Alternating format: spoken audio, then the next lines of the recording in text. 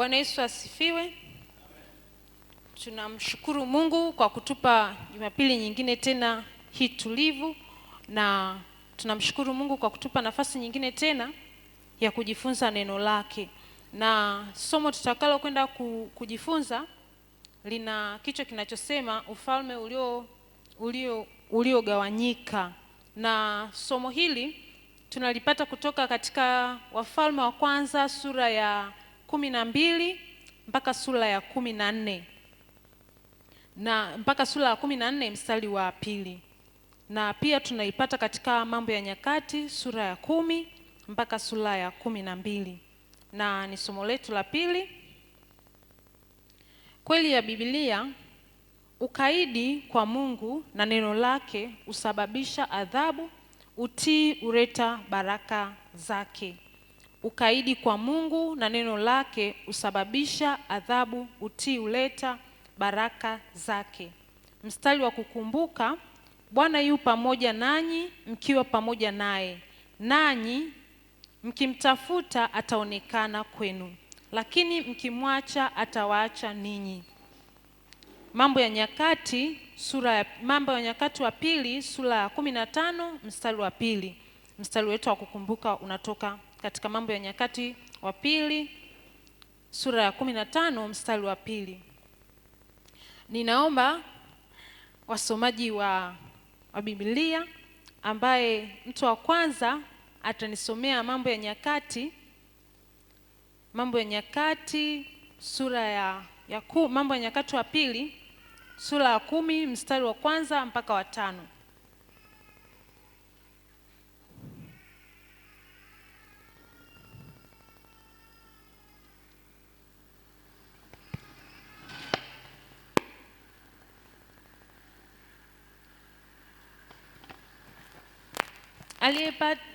Aliyepata naomba asome.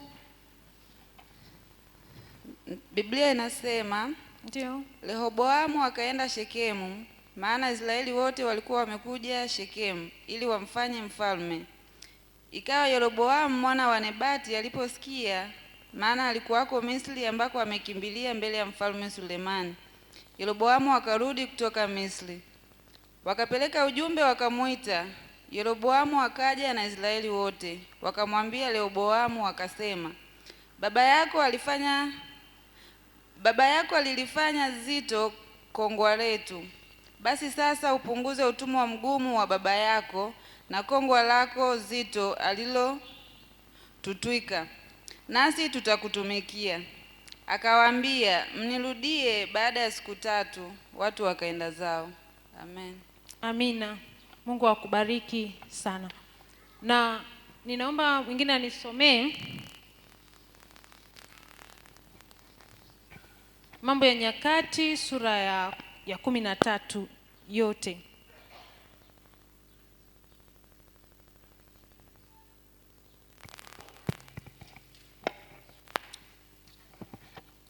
Amina. Nitasoma. Katika mwaka wa 18 wa mfalme Yeroboamu akaanza Abia kutawala juu ya Yuda. Miaka 3 akatawala huko Yerusalemu, na jina la mamaye aliitwa Maaka binti Urieli wa Gibea. Kulikuwa na vita kati ya Abia na Yeroboamu. Abia akapanga vita mwenye jeshi la watu hodari wa vita, watu wateule 400,000, naye Yeroboamu akapanga vita juu yake mwenye watu wateule 800,000 waliokuwa waume mashujaa. Basi Abia akasimama juu ya kilima cha Semaraimu kilichoko milimani mwa Efraimu, akasema, nisikieni enyi Yeroboamu na Israeli wote. Je, haikuwapasa kujua ya kwamba Bwana Mungu wa Israeli alimpa Daudi ufalme juu ya Israeli milele, na yeye na wanawe kwa agano la chumvi? Lakini Yeroboamu mwana wa Nebati, mtumwa wa Sulemani mwana wa Daudi, akainuka akamfanyia fitina bwana wake. Wakamkusanyikia watu mabaradhuli wasiofaa kitu, waliojitia nguvu juu ya Rehoboamu mwana wa Sulemani. Rehoboamu alipokuwa kijana na wa moyo mororo, asiweze kuwazuia. Hata sasa mwajidhania kuwa mtauzuia ufalme wa Bwana mikononi mwa wana wa Daudi, nanyi mmekuwa jamii kubwa, na kwenu mna ndama za dhahabu alizowafanyia Yeroboamu kuwa miungu. Je, hamkuwafukuza makuhani wa Bwana, wana wa Haruni na Walawi, mkajifanyia makuhani kama wafanyavyo watu wa nchi nyingine? Hata yeyote ajaye kujifanya wakfu na ndama na kondoo waume 7 aweza kuwa kuhani wa hiyo isiyo miungu. Lakini sisi, Bwana ndiye Mungu wetu, wala sisi hatukumwacha. Tena tunao makuhani wanaomtumikia Bwana, wana wa Haruni na Walawi kwa kazi yao. Nao humtolea Bwana kila asubuhi na kila jioni sadaka za kuteketezwa na fukizo la manukato.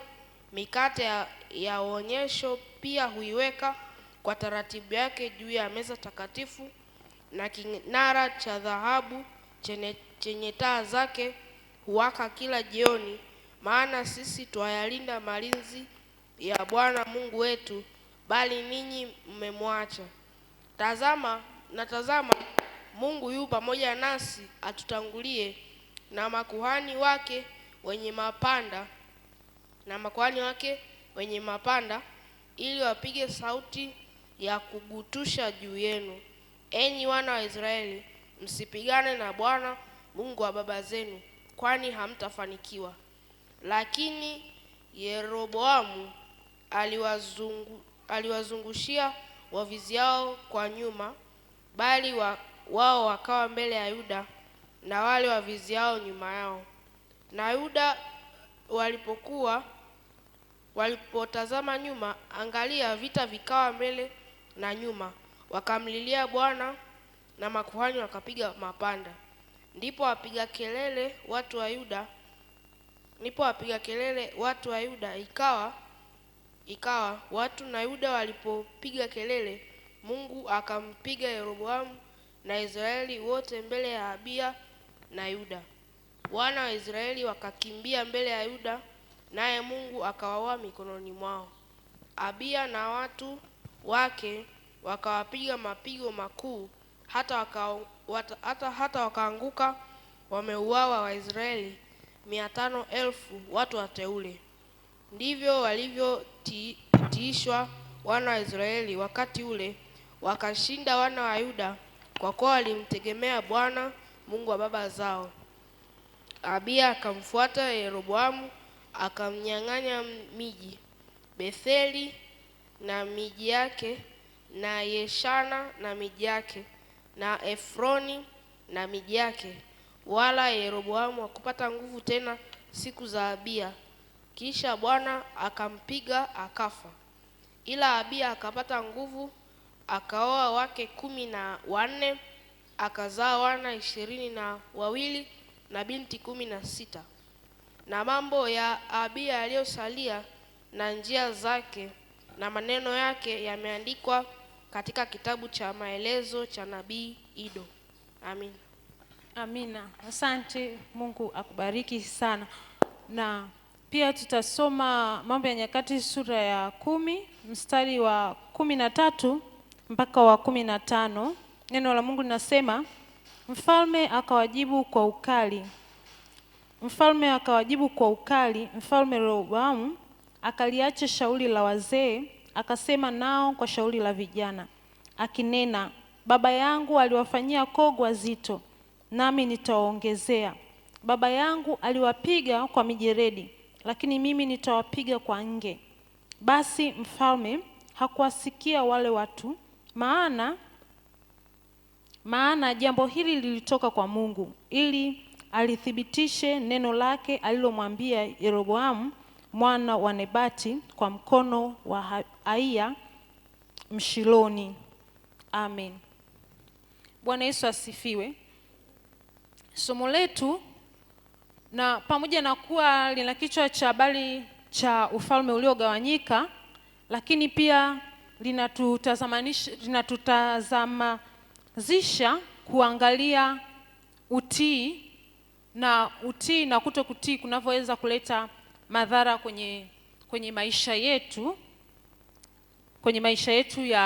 ya kiroho, maisha yetu ya kawaida, na maisha ya watu wanaomjua Mungu na hata maisha ya watu wasiomjua Mungu. Ukisoma hii habari kwenye vitabu vya Mwanzo, unakuja unagundua kwamba yani taratibu za kifalme huwa ni kwamba akitoka kuongoza ufalme baba, huwa anarithi mtoto wake, na vinaendelea kulisi vizazi, yani vinaendelea. Ndo taratibu na uongozi wa ufalme huwa unakuwa hivyo kama tunavyofahamu. Lakini inapokuja inatokea kwamba ufalme unatoka kwa baba na unaenda ghafla kwa mtu ambaye alikuwa ni mfanyakazi, hicho kinakuwa ni kitu ambacho sio cha kawaida na ni kitu ambacho kinatazamwa kwa namna ya tofauti. Lakini hicho ni kitu ambacho hakiwezekani katika dunia ya sasa, lakini mbele za Mungu kinawezekana. Ni kitu kwa sababu Mungu ndo yeye anayewapanga wafalme na yeye anaweza kufanya na kuamua jambo lolote. Na hichi ndicho tunachokitazama katika ufalme uliokuwa ufalme wa Daudi. Alipotoka kwenye ufalme yeye akapokea ufalme mwanae Suleimani, na alipotoka Suleimani alifanya machukizo mbele za Mungu. Alifanya vitu ambavyo vilimchukiza Mungu baadaye katika ufalme wake. Mwanzo alimpendeza sana Mungu, lakini baadaye alipooa wanawake wengi, wale wanawake wakawa wamemsababishia afanye vitu ambavyo havimpendezi Mungu. Akawaruhusu wale wanawake, kila mwanamke akawa analeta mungu wake anayemtaka, na hilo jambo ambalo lilikuwa ni chukizo kwa Mungu wa Israeli. Kwa hiyo na lilikuwa ni jambo ambalo halitakiwi kufanyika katika Israeli. Kwa hiyo Mungu akawa amechukizwa na jambo hilo, na alipokuwa amechukizwa na jambo hilo akamwambia kwamba atamnyang'anya ufalme wake, lakini atamwachia kabila moja, ambalo hilo kabila litakuwa ni hilo kabila moja litakuwa ni kwa sababu ya fadhili za Mungu kwa ajili ya mtumishi wake Daudi. Kwa sababu Daudi mpaka anakwenda kaburini, neno la Mungu linasema Daudi akisha kulitumikia shauri la Bwana akalala na baba zake. Kwa hiyo Daudi alitumikia shauri la Bwana mpaka mwisho. Kwa hiyo Mungu akaendelea kuwa anajivunia Daudi mpaka kwenye vizazi. Yani kuna vitu anavyokuwa anavifanya kwa ajili ya fadhila zake kwa Daudi. Na sasa tukiangalia alipokuwa amenyang'anywa ufalme ulipoondolewa, kwamba Sulemani baada ya kufa akatawala mtoto wake anaitwa Rehoboamu. Na tunaposoma neno la Mungu katika Mambo ya Nyakati sura ya 10 kuanzia kuanzia wa kwanza mpaka wa 5, tunaona kwamba Rehoboamu anapoanza kutawala anaomba washauri. Anaita baraza kama la wazee au baraza la ushauri linaloweza kumshauri mfalme, lililokuwa linategemewa kuwa ni washauri wa mfalme. Wanamshauri kitu ambacho ni sahihi na kitu ambacho kitakuwa ni kinavutia kwa watu ambao wanatawaliwa. Lakini tunaona baada ya kupewa shauri na wazee, akaenda kuwatafuta na vijana. Na vijana, nilipokuwa nasoma hawa nikawatafakari, hawa vijana wanaweza wakafanana na vijana ambao wanaitwa Gen Z. Wamekuwa wakisemwa kwa vitu vingi sana, kwa sababu wanajaribu kufanya vitu ambavyo vinakuwa ni kama tofauti na vitu ambavyo vinatakiwa, ni kama tofauti na kacha na utamaduni vinavyokuwa vinatakiwa. Kwa hiyo na mashauri ya vijana tangu zamani yanaonekana kwamba mashauri huwa ni mashauri ambayo yanakuwa wakati mwingine yanakuwa hayako sahihi. Nafikiri ni kwa sababu pia umri wanakuwa hawajajua vitu vingi, na watu wazima wazee kwa sababu wana experience ya vitu vingi wanajua ni vitu gani sahihi vinavyokuwa vinatakiwa. Kwa hiyo Rehoboamu akaenda kuomba ushauri na kwa vijana, na vijana walipomshauri walimshauri kitu ambacho kilikuwa sio kitu kizuri. Neno la Mungu linasema kwenye Mambo ya Nyakati sura ya 10, nasema lakini akaliacha shauri lile la wazee waliompa, akataka shauri kwa wale vijana waliokuwa pamoja naye waliosimama mbele yake, akawaambia, je, mwanipa shauri gani la kuwajibu watu hawa waliosema nami, wakisema, utufanyie jepesi kogwa alilotutwika baba yako? Na wale vijana waliokuwa pamoja naye wakamwambia wakasema, uwaambie hivi watu wale waliosema nawe, wakinena, baba yako alitufanyia zito kogwa letu, lakini wewe tufanyie jepesi. Uwaambie hivi, kidole changu cha mwisho ni kinene kuliko kiuno cha baba yangu. Basi kama baba yangu aliwatwika kogwa zito, mimi nitaongeza kogwa lenu. Baba yangu aliwapiga kwa mijeredi, lakini mimi nitawapiga kwa nge. Na kwa sababu Mungu alikuwa anataka kuunyang'anya ufalme kutoka kwa Sulemani, akamfanya Rehoboamu akaona kwamba ili shauri aliloshauriwa na vijana akaliona ni kwamba ni shauri la kuvutia zaidi kuliko lile shauri aliloshauriwa na wazee. Kwa hiyo akaamua kutembea na hili shauri yote. Ili Rehoboamu ni mtu ambaye mwanzo kabisa haonekani kuwa anakosa, na ukimsoma anaelezewa kwamba ni kijana ambaye alikuwa ni kijana mpole, ni kijana mwenye sura nzuri, lakini hii yote ya kunyang'anywa na Mungu kutaka aone kwamba shauri linalovutia ni shauri la vijana ambalo ni shauri la kuumiza wananchi wake, ni kwa sababu Mungu alikuwa amechukizwa na baba yake. Kwa hiyo tunaona kutokutii kwa baba yake kunaleta madhara kwa Rehoboamu. Anapoanza tu ufalme unakuwa unaleta shida, kwa sababu anakuwa anapewa ushauri ambao unakwenda kusababisha wananchi wasifurahishwe, wana wa Israeli wasifurahishwe na utawala wake, yani wasitake kutawaliwa na yeye. Kwa hiyo vijana walipomshauri ili shauri na akaamua kulichukua, alipowajibu hao watu wakaona, wakamwambia kwamba wana nini kwake, yani cha ziada, yani wakaona kwamba hawana kitu ambacho wanakiona cha thamani kwake. Kwa hiyo wakaamua kwamba wao makabila 12 yakajitenga, na likabaki kabila la Yuda tu moja ndio likabaki ambalo likawa liko chini ya Rehoboamu. Na tukiendelea kusoma neno la Mungu tunaona kwamba yule Yeroboamu ambaye alikuwa amepewa ufalme kutoka kwa Suleimani ambaye alikuwa ni mfanyakazi wake, na Mungu alikuwa amemchagua tangia kipindi cha Suleimani, na yeye anaenda kinyume na kusudi la Mungu. Anaamua kwamba ili aendelee kuwatawala wana wa Israeli na waendelee kuwa chini yake, anaona kwamba yale makabila 11 ambayo yamebaki nayo, kwa sababu kabila za Israeli, za wana wa Israeli ziko kabila 12. Kwa hiyo anaona kwamba zile kabila zingine ambazo alikuwa amebaki nazo, anaamua kwamba waanze kuabudu sanamu, waanze kuabudu vitu ambavyo sio Mungu wa kweli, ili aendelee kuwa nao. Na tunaona kabisa hili jambo linaondoa utii wake mbele za Mungu. Anaamua kwamba wataabudu sanamu, na anajua kabisa kwamba wana wa Israeli wakiamua kumwabudu Mungu wa kweli, alikuwa yeye aliamua kwamba wasiwe wanapanda kwenda kumwabudu Mungu kule walikokuaga wana tamaduni ya kwenda kumwabudu Mungu wao. Kila baada ya muda wanaenda wanamtolea Mungu sadaka, wanaenda wanamwabudu. Akaamua kwamba hawatakuwa wanaenda kwa sababu ni mbali, na hivyo ambao ilikuwa ni mji wa Yerusalemu, akaamua kwamba watakuwa hawaendi kwa sababu ni mbali. Akasema yeye, akatumia kigezo cha kwamba watakuwa hawaendi ni mbali, akaamua kuwatengenezea. Nilikuwa pia na tafakari, nikawa nasema sasa, wana wa Israeli walikuwa ni watu wanaomjua Mungu. Kwa nini walikuwa wanabadilishiwa miungu kirahisi?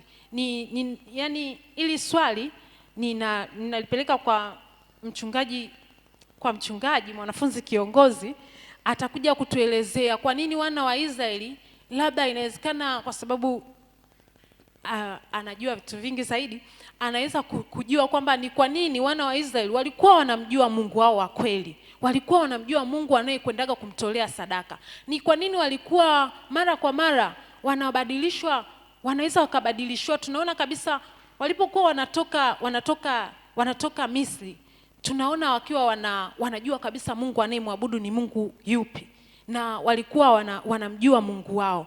Lakini wanafika sehemu wanaomba watengenezewe sanamu. Lakini baada ya hapo wakaenda wakamjua Mungu tena wanayepaswa kumwabudu, kwamba wao hawapaswi kumwabudu Mungu kwa kumwabudu Mungu mwingine, hawapaswi kuabudu maashera, hawapaswi kumwabudu bahari, hawapaswi kuabudu miungu mingine ya Waamori na nini na makabila waliokuwa wanakutana nao njiani. Lakini kwa nini tena inakuwa kwamba hapa wanaambiwa kwamba na Yeroboamu kwamba wataanza kuabudu ndama, wanatengenezewa ndama alafu wanaanza kuabudu? Ni kitu ambacho kilinipa kiu ya kutaka kujua nini kilikuwa kinasababisha wanakuwa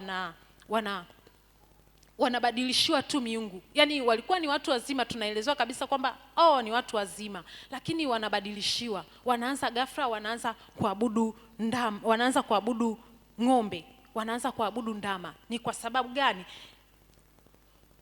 Sasa nikawa na tafakari, na kama Jumapili iliyopita nilizungumza kuhusiana na kwamba kitendo cha wao wana wa Israeli kutokutii mwanzo kabisa, kwa kutaka waanze kutawaliwa na mfalme badala ya kutawaliwa na majudges, walikuwa wanatawaliwa na waamuzi. Lakini wakawa wametaka kwanza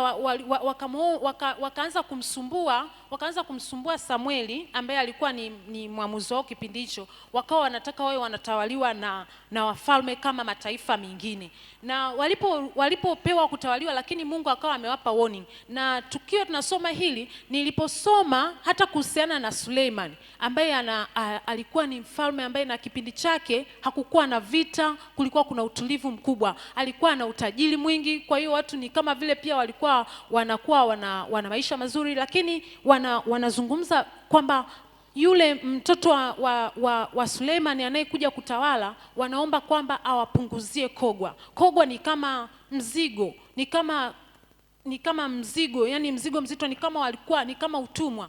Kwa hiyo nikashangaa kwamba kumbe kwa kipindi cha Sulemani kulikuwa kuna utumwa. Kwa hiyo nikaona kwamba inawezekana hizi ni vitu vilivyotokana na Mungu alivyokuwa anawaonya kwamba watakuwa wanatabu watakapokuwa wanatawaliwa na mfalme. Ndio kitu ambacho nilikuwa ninakiona. Tukirudi kuendelea na somo letu, tunaona kwamba kwa hiyo Yeroboamu naye akawa ameacha kumtii Mungu, na yeye akaamua kwamba awawekee sanamu. Na kitu hicho alichokifanya Yeroboamu kikawa kimesababisha Mungu akawa amechukia na akawa ameunyang'anya ufalme kwake, lakini akawa pia kumeachiliwa kitu ambacho hakikuwa kitu kizuri katika ufalme wake na katika kizazi chake. Akawa ameambiwa kwamba yeye ndo atakuwa mtu wa mwisho kuzikwa.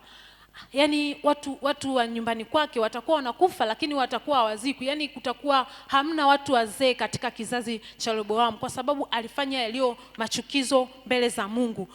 Na kwa hiyo tunaona kabisa kwamba kutokutii kulisababisha Rehoboamu, kutokutii kulisababisha ufalme ukatawanyika, na kutokutii kukasababisha Rehoboamu akapewa kurithi kabila moja, na kutokutii kukasababisha Rehoboamu mtoto wa Sulemani anaitwa Rehoboamu, na mtoto na mfanyakazi aliyekuwa mfanyakazi wa Sulemani anaitwa Yeroboamu. Kwa hiyo naye tunaona kwa sababu ya kutokumtii Mungu na kutokufanya yale ambayo ni Mungu anayataka, kukasababisha kwamba akawa amenyang'anywa ufalme, na tunaona kwamba hizo laana zikawa zimekuja kwenye familia yake na kwenye ukoo wake.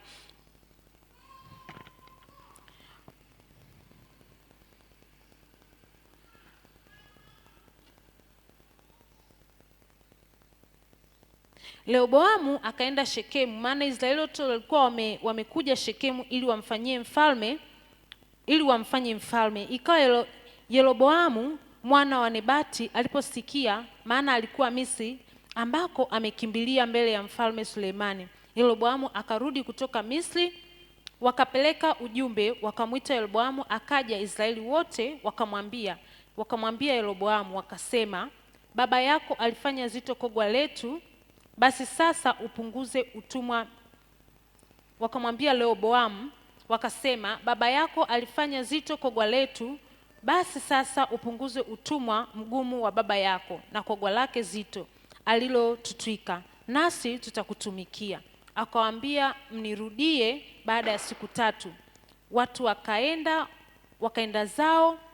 Wafalme wakajibu kwa ukali, mfalme akawajibu kwa ukali. Mfalme Yeroboamu akaliacha shauri la wazee, akasema nao kwa shauri la vijana, akinena, baba yangu aliwafanyia kogwa zito, nami nitawaongezea. Baba yangu aliwapiga kwa mijeledi, lakini mimi nitawapiga kwa nge.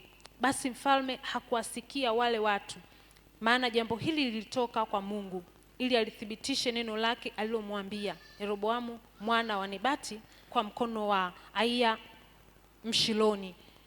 Na dhambi ya kina baba au dhambi ya mtu katika kizazi, lakini mara nyingi ninaona kwamba kina baba wakitajwa zaidi, ni kitu ambacho kinaweza kikasababisha kumbe hata mtu katika maisha yake asiwe anaweza kuisikia sauti ya Mungu sawasawa, au akawa anaondolewa hata namna ya kuelewa, kwa sababu tu baba yake alikuwa hajatii. Kwa hiyo kuna vitu vingine ambavyo vinapaswa kumwomba Mungu kwamba aviondoe kwenye maisha, kwa sababu aviondoe kwenye maisha yetu, kwa sababu hatujui kwamba watu waliokuwa wako nyuma yetu walifanya vitu gani. Kwa hiyo kuna vitu ambavyo tunapaswa kumuomba Mungu atusaidie kwamba visiwepo katika generation yetu. Mungu hakufurahishwa na namna Sulemani alivyokataa neno la Bwana na kuifuata miungu ya kigeni. Neno hili tunalipata kutoka katika Wafalme wa Kwanza kuanzia sura ya 11 mstari wa 9. Hata kabla ya kifo cha Sulemani, Bwana alimwamuru nabii Aiya amtie mafuta Yeroboamu kuwa mfalme wa Israeli, yaani makabila 10 ya kaskazini. Wafalme wa Kwanza sura ya 11 mstari wa 29. Watu wa Israeli walikutanika kule Shekemu wakati Yeroboamu alipomrithi Sulemani baba yake kama mfalme wa Israeli. Walikuja kumwomba apunguze mzigo wao wa kazi aliposhindwa kuyakubali malalamiko yao na kuwatendea bora kuliko alivyowatendea Sulemani. Wakaasi. Wazee wa yale makabila ya kaskazini waliamua kumkubali Yeroboamu. Na kitu kingine pia ninatamani kujiuliza, na nitalipeleka ili swali direct kwa mchungaji, kwamba ili lilikuwa ni kusudi la Mungu, lakini tunaona kabisa kwamba hapa wakionekana kwamba ni watu waliokuwa wameasi, lakini Mungu ndo aliyekuwa amepanga jambo hilo litokee. Yaani kwamba hawa watu watamkataa kwa sababu atakapokuwa ameleta kitu tofauti na kile ambacho wao walikuwa wamekiomba na wao walikuwa nakitamani kitokee kwao, akileta tofauti watamkataa. Lakini walipomkataa inaonekana kwamba ikawa ni dhambi ya uasi.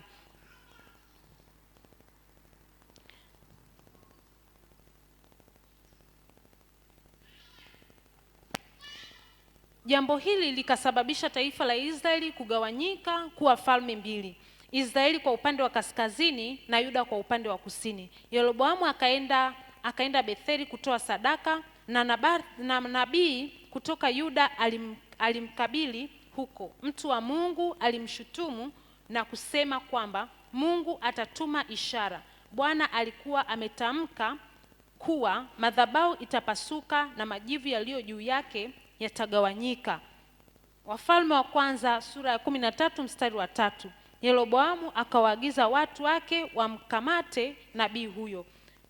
Papo hapo Mungu akamwadhibu mfalme, mkono wake ulinyauka naye hakuweza kurudisha. naye hakuweza kurudisha. Madhabahu ikapasuka na majivu yakamwagika.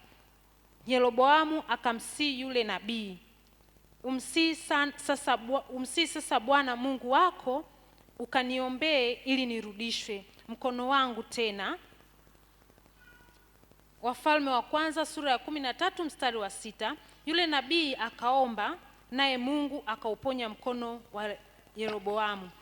Na kitu kingine ambacho kilikuwa ni Yeroboamu amekifanya ambacho ni machukizo mbele za Mungu. Yeroboamu alikuwa ameruhusu kwamba kila mtu ambaye anakuwa na kiu ya kuwa nabii, yeye atakuwa nabii. Ilikuwa Mungu ndo alikuwa anachagua manabii. Alikuwa anachagua manabii ambao anawataka kuwaweka katika Israeli. Lakini Yeroboamu yeye akawa anafanya vitu tu mradi awafurahishe wananchi, awafurahishe watu. Akawa hatembei katika kusudi la Mungu. Akawa anaruhusu tu watu wowote wanakuwa manabii, ambacho ni kitu kilikuwa hakitakiwi kufanyika katika Israeli. Na jambo hili pia likawa ni vitu ambavyo vinamchukiza Mungu.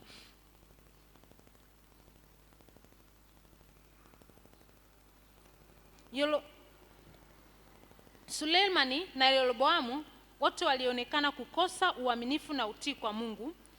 Walihamasisha ibada za sanamu na Mungu aliwahukumu kwa sababu ya ukaidi wao.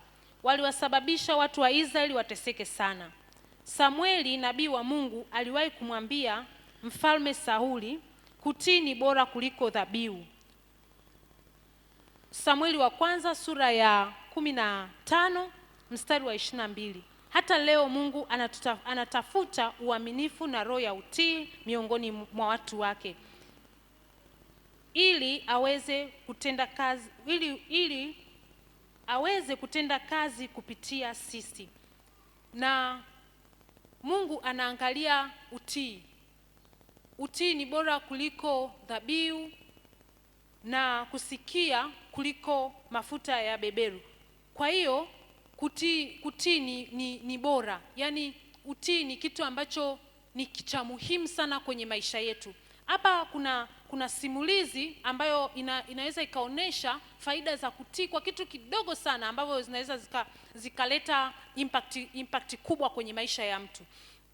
Kulikuwa kuna kijana ambaye alikuwa amekaa chini ya mti na akasikia sauti ndogo sana ikimwambia kwamba usigeuke. Yani sauti ndogo sana ikamwambia kwamba asigeuke. Na yule mtoto alikuwa anaitwa Joni, kwa kutii alisikia ni sauti ya baba yake inamwambia kwamba usigeuke. Na alipotii akaendelea kunyamaza hivyo hivyo, ingawa alikuwa ameingiwa na hofu. Lakini alikuwa amekaa chini ya mti, akaingiwa na hofu, lakini akaamua kutii. Na alipotii, baba yake akampiga nyoka mkubwa sana. Na kwa hiyo alikuwa amepona kung'atwa na nyoka, na akawa amepona mauti kwa sababu ya kutokutii. Unaweza ukahisi kwamba ile sauti asingeweza kuisikia sauti ya baba yake, ingekuwa ni hatari kwa sababu ile nyoka alikuwa yuko karibu yake. Lakini kwa sababu ya kuamua kuitii tu sauti, yani ilikuwa ni kitu simple, yani tunaweza kutafakari, tunaweza tukaiona kwa sababu iko katika hadithi, tukaiona tu ni kitu kama cha kawaida, kwamba mtu anakuambia tu usigeuke. Unajua, unaweza kuna ile tabia ya kwamba kwa nini ameniambia nisigeuke. Unaweza ukaamua kugeuka kutaka kujua ni kwa nini, lakini aliamua akatii, akanyamaza kimya, na baba yake akafanikiwa kumpiga nyoka. Na ndipo alipogundua kwamba amepona mauti kutokana na kutii. Na kutii kitu kidogo sana. Kuna vitu ambavyo kwenye maisha yetu wakati mwingine Mungu anakuwa anazungumza na sisi, anazungumza kupitia watu, au hata sauti kabisa ya Mungu inaweza kuwa inazungumza ndani yako, lakini unaweza ukawa umechukulia kawaida na ukaacha kutii.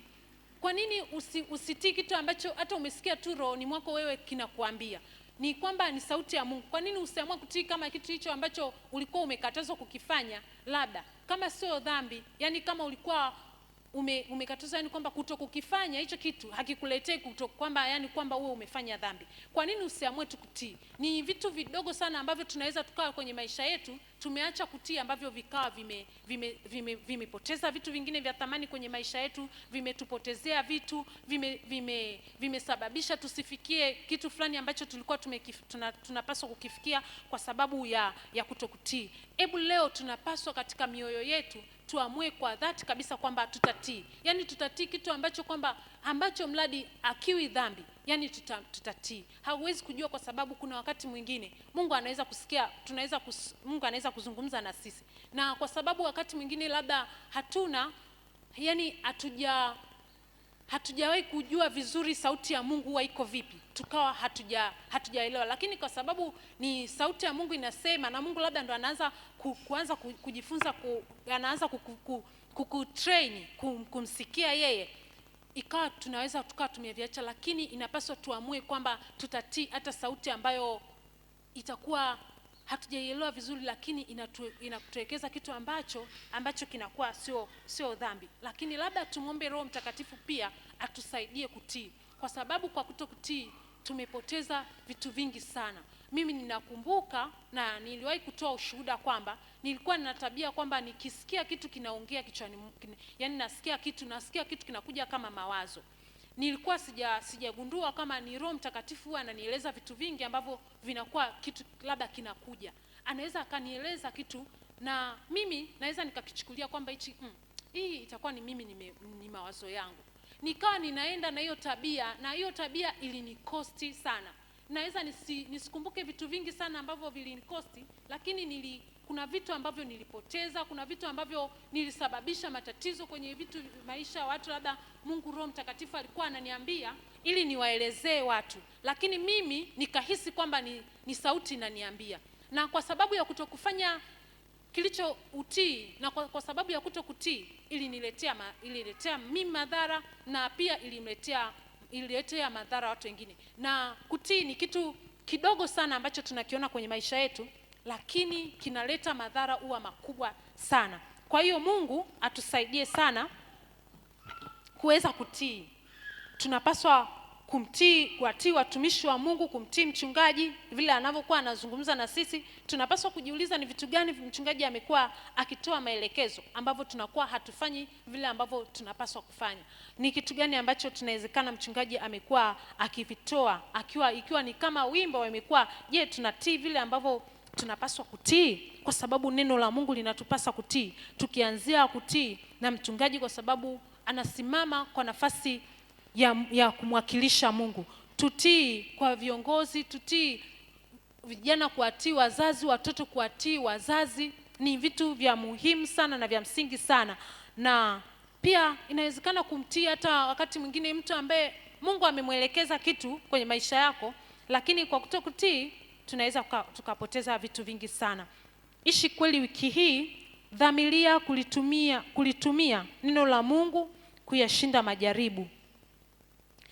Na Petro wa kwanza sura ya 5 mstari wa 8 inasema, muwe na kiasi na kukesha, kwa kuwa mshtaki wenu Ibilisi kama simba au ngurumaye zunguka akitafuta mtu ammeze. Bwana Yesu asifiwe. Mungu awabariki sana kwa kuwa darasani. Ninaamini kuna vitu Mungu Roho Mtakatifu amewafundisha.